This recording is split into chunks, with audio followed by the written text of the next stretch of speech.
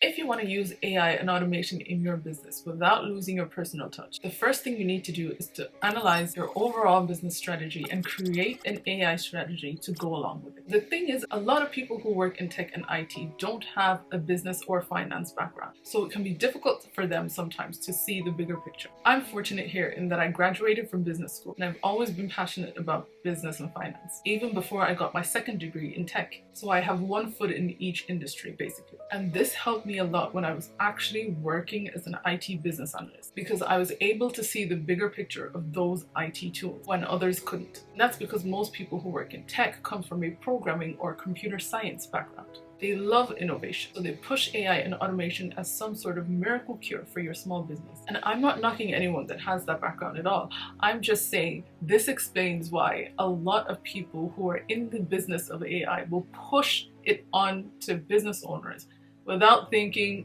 does this person actually need my product? Or will my product actually help this person? Hi, I'm Joy and I'm a qualified IT business analyst. Book a free call with me if you're struggling with implementing AI and are worried about losing your personal touch and having a business that sounds robotic. So as a business owner, you shouldn't add innovations to your business just for the sake of it. AI and automation actually have to add value to your business in order for it to be worthwhile. So for the purpose of this video, I'll assume that you already have a business strategy. If you don't have one, you need to create one. You have to evaluate the goals of your business.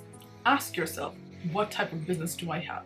Ask yourself why you started your business in the first place. What is your brand? If your brand is luxury and bespoke, for example, then that means that you can't have too much automation or AI in the front end of your business, because the type of customer that you have does not want standardization. They like things catered for their needs, so AI won't work well there. This means that the bulk of your AI and automation should be in the back end, i.e. the part of your business that your customer cannot see. There are so many things that you need to consider here, but it all starts with first looking at your business plan or strategy and then basing your AI strategy on it. So the second thing you do if you don't want to lose your personal touch when using AI or automation is that you have to evaluate your business process. So an example of a business process for a physical business is order fulfillment, and that is the whole process of making your product, packaging it, and then shipping it to the customer. That whole pipeline is a business process. For a digital product business, an example would be your sales process. This is the whole process of gathering leads, that is making yourself visible to potential customers, maybe when they see your post on social media or something, all the way to completing the sale to them.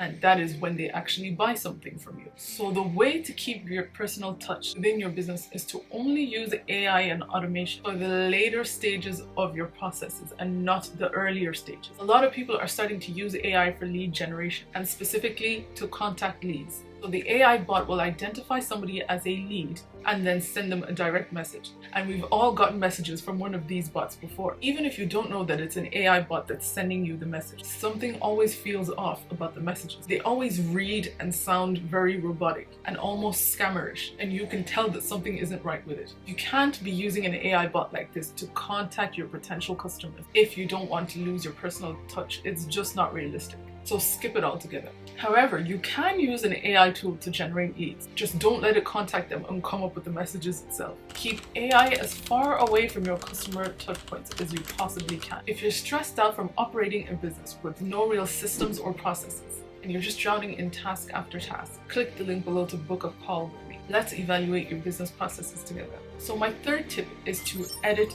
everything. If you're going to use AI like ChatGPT or Claude or Perplexity, always proofread and edit the answers that they give you. Edit the text in your own words so that it sounds more like a human, more like you. Now you can train AI to talk like you, because these particular types of AI are language learning modules, which means that they learn from large data banks of text. The more text you feed it, the better it gets. So you can feed it snippets of your writing and tell it to give you answers in a similar style. However, I find that even when you do that, the answers that it gives you are still quite robotic and repetitive, and you still need to edit the final piece of text. So the most important takeaway here is, if you don't want to lose your personal touch in your business, use AI for tasks that your customers aren't directly involved in. You can use AI for budgeting and for cash flow, but keep it away from customer service. Now with automation specifically, you can automate email sequences, for example, and use AI to help give you ideas about what to write in the email sequence. sense. But make sure that you don't just copy and paste an email sequence that ChatGPT came up with, for example. With more and more people using AI every day, the masses are becoming more aware of